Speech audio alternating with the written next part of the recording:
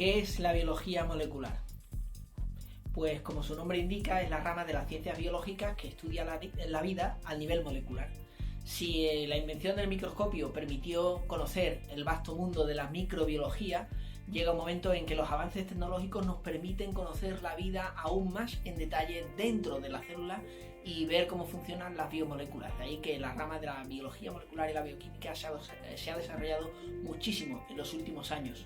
De hecho, podríamos decir que la biología molecular, más que una rama en concreto de la biología, se ha convertido en una herramienta aplicable a todas las ramas de la biología, porque actualmente, por ejemplo, se hacen PCRs, la reacción en cadena de la polimerasa, la amplificación de la molécula de ADN, se usa en ramas como la ecología. Si queremos detectar si hay huellas de un animal, bueno, y qué decir actualmente con todo el problema que hay del coronavirus, los diversos métodos que hay de detección, los test, ¿no? A través ya sea de PCR o inmunológicamente, para detectar si existe o no restos del virus o si está presente la enfermedad. Es decir, que la biología molecular es cada vez un sector más importante de la biología, que no solamente se queda en un apartado, sino que sus avances se aplican a todas las ramas de la investigación de la vida. En mi caso en concreto, cuando yo estudié, fui cada vez especializándome más en este aspecto y pude desarrollar labor investigadora en un departamento de la universidad, trabajando en la investigación de interacción molecular entre las plantas y los microorganismos.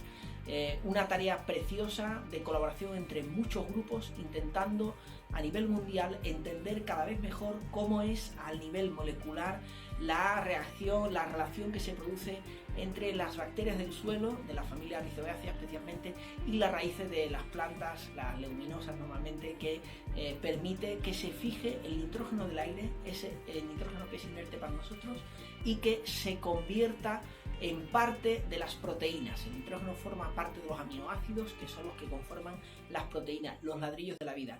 Y eso tiene además muchas más aplicaciones, no solamente la aplicación del conocimiento básico, que queremos saber cómo funciona la vida, sino que a su vez tiene implicaciones a nivel ecológico, económico, nutricional, algo que me parece fascinante, y doy gracias a Dios de haber podido formar parte de grupos y haber conocido investigadores excelentes, también en mi etapa de asesor de proyectos europeos, donde pude estar en contacto y poner en contacto a grupos de investigadores que están haciendo una labor preciosa. Y yo, cuando a veces me preguntan, bueno, ¿es aburrida la eternidad con Dios, la idea que tenemos del paraíso?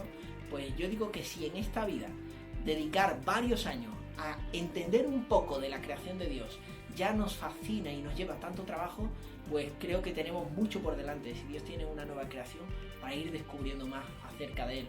A la pregunta que hacen algunos, ¿pero es compatible ser científico y ser cristiano? Bueno, tanto en mi etapa investigadora como la de docencia o en temas de asesoría, puedo decir que ha sido algo gratificante y estimulante para la fe. Recuerdo conocer profesores y compañeros que no comparten mi fe. Algún compañero me bautizó como teólogo molecular, porque hablaba siempre de Dios con otro compañero que sí tenía inquietudes espirituales.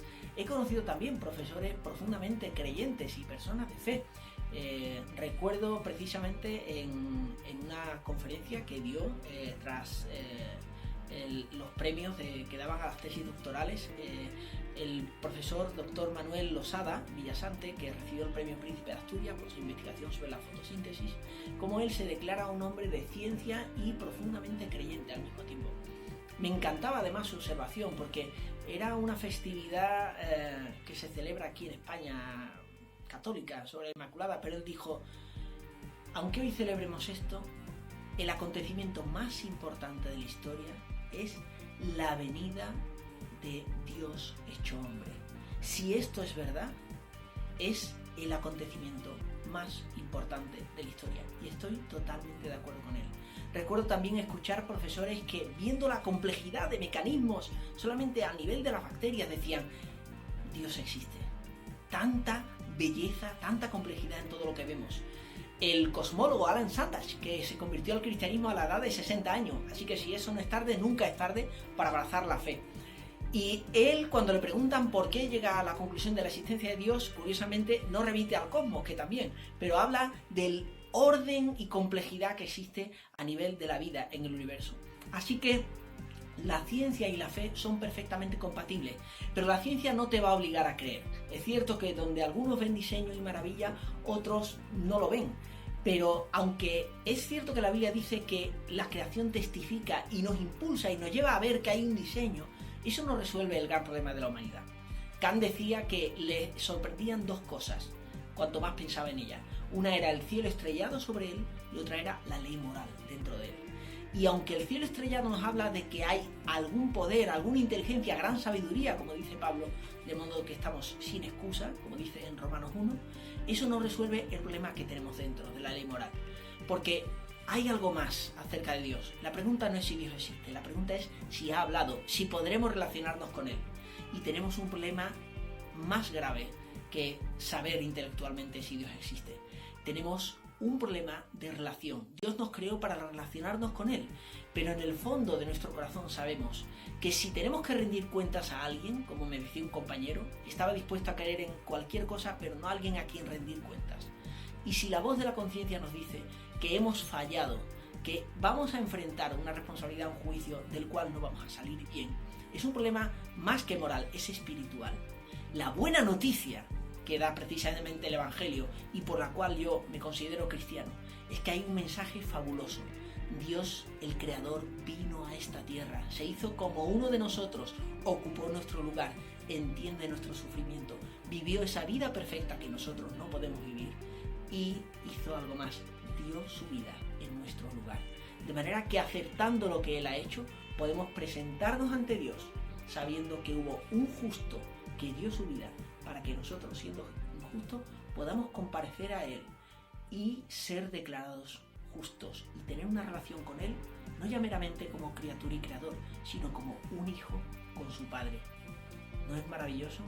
Esto va más allá de lo que la ciencia puede decirnos, pero sí es un buen camino empezar por darse cuenta la sabiduría que hay detrás de todo lo que hemos visto en la creación. Gracias. Que Dios te bendiga.